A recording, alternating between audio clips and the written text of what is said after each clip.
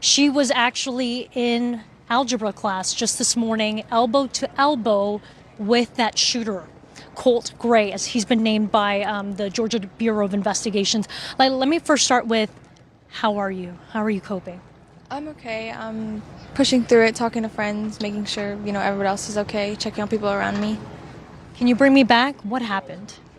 I just remember, the moment that it happened, he was at the door, and I knew they were looking for him already, but he was at the door, and they almost let him in until they backed up, and then he turned away, and that's when you hear, the first rounds of fire. So he was in class with you, in algebra class. He left. Then he came back, was at the door, and then knocking to be let back in. Why? You told me something about the doors. Yeah, they lock automatically, so you have to be let in to come back into our classroom. So I think he wanted to come to us first. Come to you first to shoot? Yes, to shoot us class. And then he was at the door, student went to open the door, and then what happened? She backed away. I think she saw him, or maybe somebody said something, but I'm pretty sure she saw that he had a gun, and so she backed away. So she was about to let him into the class. You think to shoot the students, saw that he had a gun, did not let him in. What happened next? He turns to the classroom to what would have been my right, and he just starts to shoot, and you hear about 10 to 15 rounds back to back. What did you hear? What did you think was going on in those moments? As soon as they didn't let him in, you kind of I don't know, I already kind of had a feeling it was going to happen and it was him. But as soon as they didn't let him in and you hear the gunshots, you kind of know. You knew that something very bad was happening next door. Did he ever say anything? No, he never really talked. He was pretty quiet. He wasn't there most times. Either he just didn't come to school or he just would skip class. But even when he would have talked, it was one-word answers or just short statements. You told me off camera you weren't surprised that he would be the shooter. Why is that? Just because when you think of shooters and how they act or things that they do, it's usually the quiet kid or that's what stereotype for it to be, and he was the one that fit that description in our class. Did you ever see the gun, or did the student that go to the door see the gun, describe it to you guys? No, I haven't talked with her after this. It was all pretty hectic, but I didn't see the gun.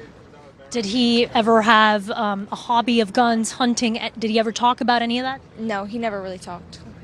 Can you tell me what it was like inside of the classroom when you hear those gunshots go off? How I heard that you helped to keep the other students calm, right? Yeah, most of when we heard it, most people just dropped to the floor and kind of crawled in an area, piled on top of each other, lost a shoe when they were, trying to get to a corner. The teacher turned off the lights, but we all just kind of piled together. And I pushed desks in front of us. I was just telling people oh, push desks in front of you, block in front of you, get low, things like that. And are there any metal detectors in the school? No, not that I know of. Did you guys drill for active shooters? We know that some school districts do that. They were silent drills, so we stayed in our seats. The teachers kept teaching through them. I think it was more for the system of it instead of preparing us. How quickly, from the moment that you heard the gunshots go off to the hard lockdown alert going on the screens, letting everyone else in the school know that something had gone wrong, how long did that take? Do you recall? Maybe a couple minutes, but it wasn't instant. At what point did you know that this was over? When the cops came in the room and asked us to put our hands up, asked us if we had anything. A little bit after that, they let us all out. But when it was kind of quiet, you hear cops yelling, but it's kind of quiet. There's no more gunshots, things like that. What was that communication like with your parents? I mean, all of us have phones nowadays. I spoke with many students texting what they thought might be their last words to their parents. What was that like for you? I called my mom. I called her and I was like, oh, they're shooting up the school. She thought it was she didn't believe me at first, and I was like, no, they actually are. And I talked to her for a second, and she was like, oh, I'm on my way right now. And then I was like, okay, I gotta go call other people. I text all my friends in the school, out of school, everywhere. And I'm just texting and calling kind of everybody.